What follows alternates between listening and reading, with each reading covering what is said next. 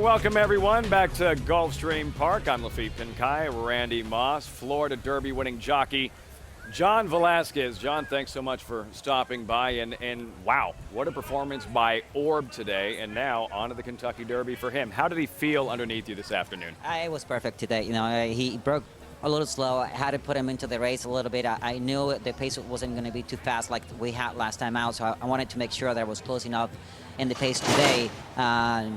His break wasn't very good, like you said. I had to ask him to be where I wanted to be. Once I got my position, and then I kind of sat and give him a chance right there. And I was close enough to the horses that I wanted to be, though. You know, going to the first turn, Trujillo's horse, he was tight in there. And actually, I could have kept him in there if I wanted to, but I didn't want to engage him that early. It's like, you know what, let him come out and you follow that horse. I thought he was the horse to beat. Todd horse was inside, you know, and I thought he had no chance in there. I mean, I wasn't going to move either because I didn't want for him to come out of there. And the other horse was in front of me. The other horse, I thought it was the horse to beat, and it worked out perfect. You know, he let me, and allowed me to put him what I wanted to be, and he did it. He did it pretty easy. Did you see a progression in Orb from the Fountain of Youth to today? He was so much better, so much better. And you know, to what I did with him was much different than I did the time before. You know, I let him fall back and make one run with him. Today, I asked him to be in the race. I had to take a little hold of him. I let him go. I don't put him into the other horse again, hold him again, and let him go again. So I actually play with him a little more than what I did last time. Last time, I just kind of followed him at a fast pace. I stayed back there and let him do his thing, and then when I ask him, he respond right away. And you see it here. Yeah. I show him the whip, and he went to engage that horse, and I said, man, I can't be head and head with him in the quarter point because he's going to be waiting. And all of a sudden, I kind of stayed with him a little bit, and the other horse opened up 2 lengths on me. Here, it looked like you were in trouble. Exactly. But it was more my fault, believe me. It was me more than him. And when I reached up and hit him, he woke up right away, and he was back into the race again. Were you more impressed with him in the Fountain of Youth Stakes or with his victory today in the Florida Derby? Derby? Much better, because I had to do different things that I didn't do in the race before, definitely. It was much better today. Now, everybody over the next week is going to be talking about the decision, and I know you're also the jockey for those who are watching who don't really follow the sport that closely. On Verrazano, who was at the top of a lot of lists for the Kentucky Derby, who runs next week in the Wood Memorial. And you have an agent to help you, Angel Cordero, to help you with these things as well.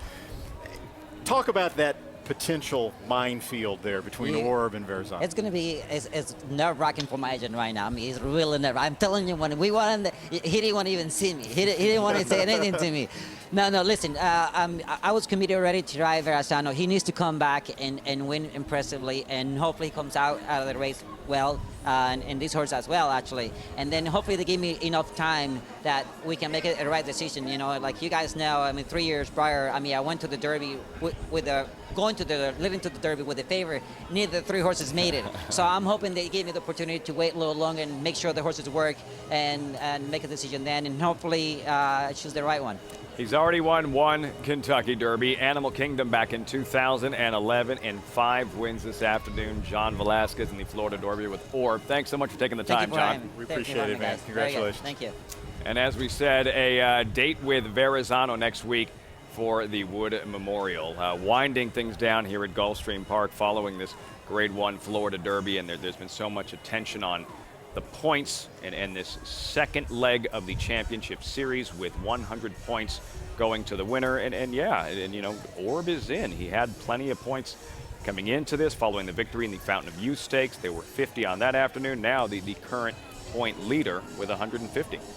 We're in uncharted territory, as we said at the beginning of the Florida Derby show, because it's always been graded earnings in the past.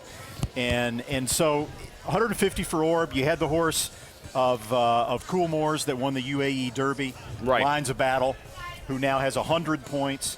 But a lot more is left to be determined, of course, next week with the Santa Anita Derby and the Wood Memorial, the week after that with the Arkansas Derby and the Bluegrass. And there's going to be a lot of jockeying around when you see the point standings up and down.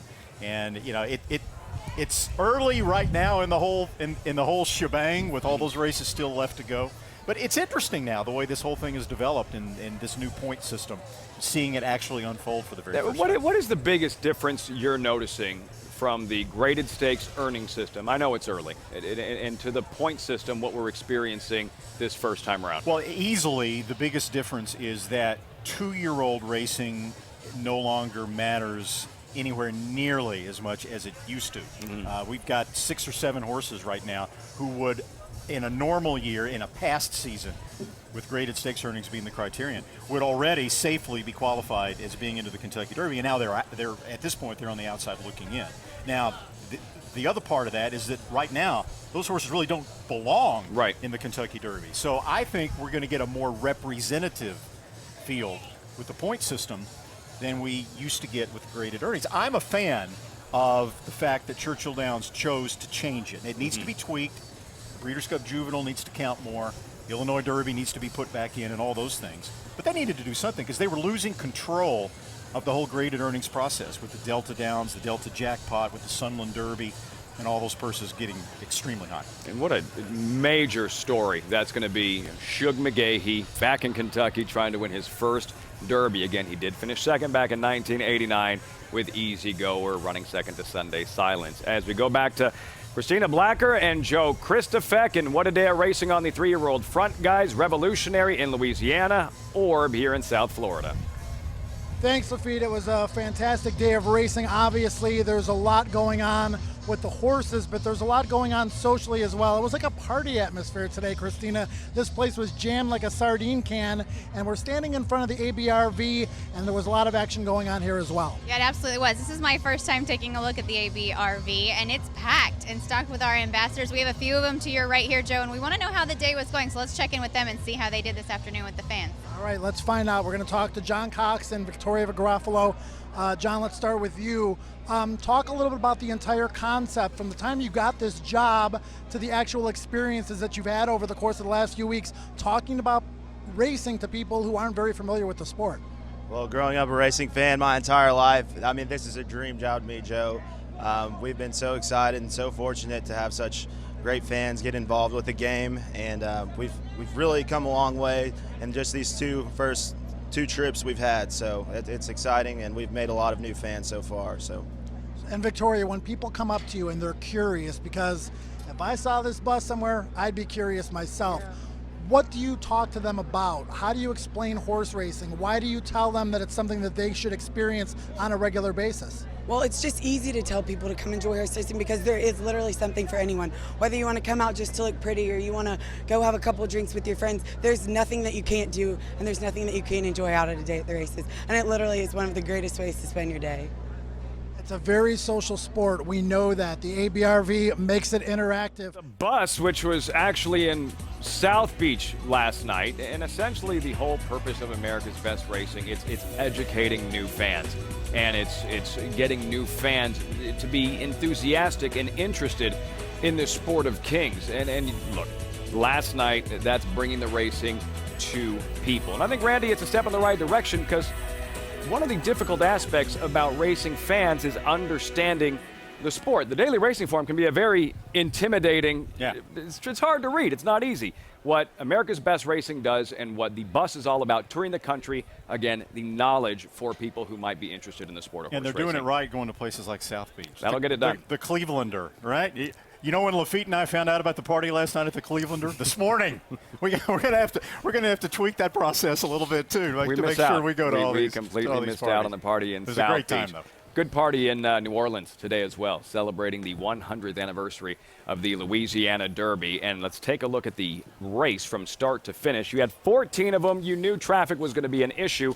Eventually, it's going to come down to Revolutionary, who has always been a poor gate horse. He didn't break that sharp today, but you see him there. Revolutionary, he's actually going to be 13th in the white cap off your screen, way towards the back with Javier Castellano. Titletown 5, number 10 in the green silks, now to the outside, the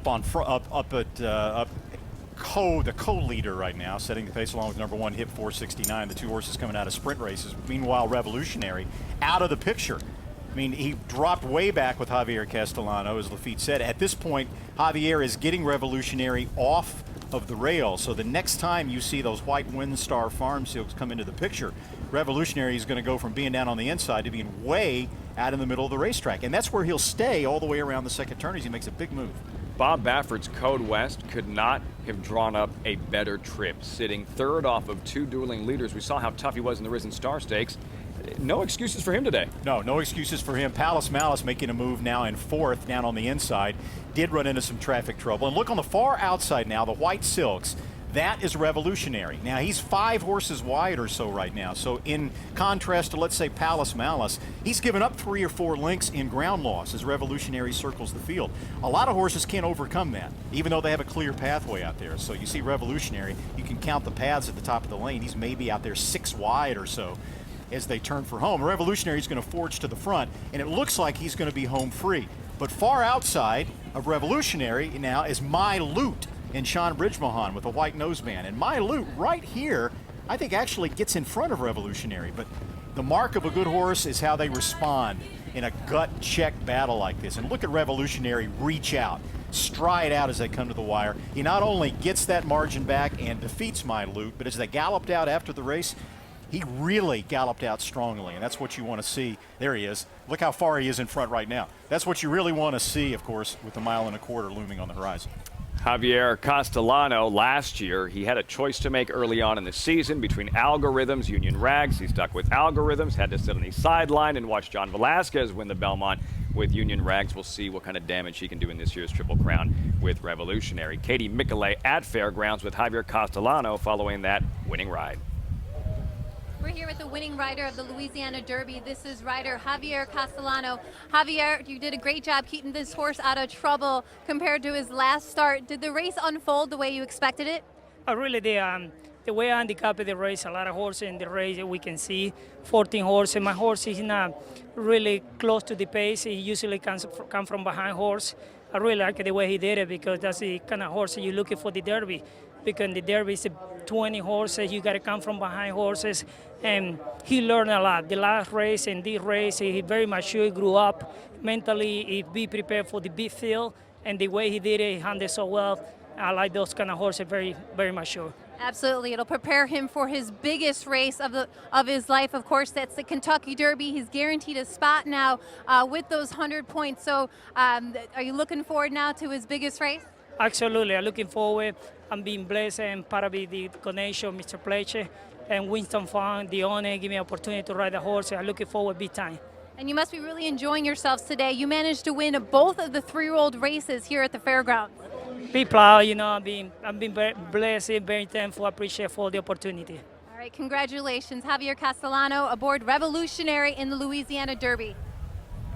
How much of an advantage is it, Randy, moving forward for a race like the Derby, knowing Revolutionary is able to overcome the kind of trouble he has and the heart to gut out a win when a horse race turns into a dogfight? Well, it obviously you want to see that the horse passes the gut check test, because a lot of horses like Verrazano, for example, who runs in the Wood Memorial next week, who's going to be the heavy favorite, has never really had to be tested like that. So you don't know how he would respond. Would he get courageous? Would he swell up? Would he reach out? Or would he kind of retreat a little bit? You don't know that until it happens. With Revolutionary, we've seen it. He's got the right come from behind style that often is required in the Kentucky Derby when you have a big field and a fast pace, right?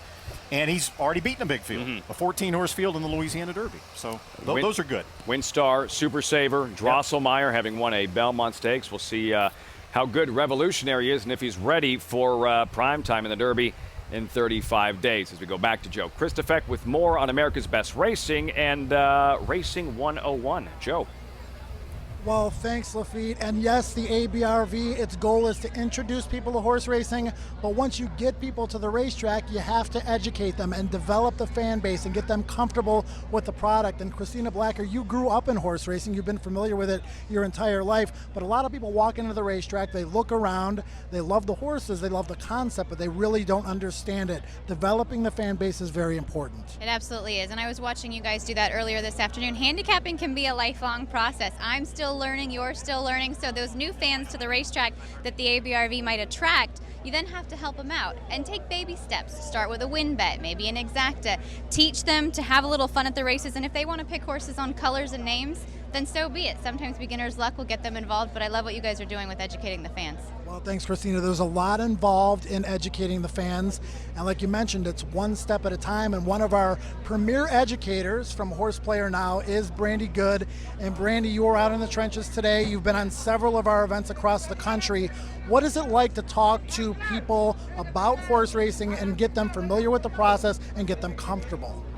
Well, I think that's the main thing for them to be comfortable. So many people think that it's something that they can't do. Wagering on horses is something that's difficult, but really once you have someone just point it out to you, it becomes pretty simple and it's fun and your knowledge simply builds. And whenever you know more about a race, you have more fun watching it. And that's what we want to do here with America's Best Racing, is just help people learn how to have more fun. We do these racing events all across the country, Brandy. We're at Gulfstream today. We've been at Keeneland. We've been at Santa Anita. We've been at Del Mar. Talk a little bit about the different venues and the different people you talk to. Oh, well, that definitely varies from place to place. You know, Maryland, Preakness on the infield is a pretty crazy place, versus here in Miami, we had a little bit of an older crowd out shopping, having a nice day out with the family, and wanted to know how to play these races. And it's a place that they come to every weekend, and they just didn't know how to actually read a form and place a bet. So I think we do great work at each place, and everywhere is a little bit different. Well, horse racing is a phenomenal sport. We all love it for different reasons. We're going to continue this process as we move along. What I like to say, with knowledge comes horsepower. Lafitte, back to you. Now you have the bus tour, and the bigger it gets, the farther they continue to reach out to new fans, the bigger an impact it's going to have at drawing new faces to the racetrack. Well, a lot of people that walk into a racetrack for the first time and they pull the daily racing form out and they see something like this, they think this is too daunting. It's like hieroglyphics, and they run from it.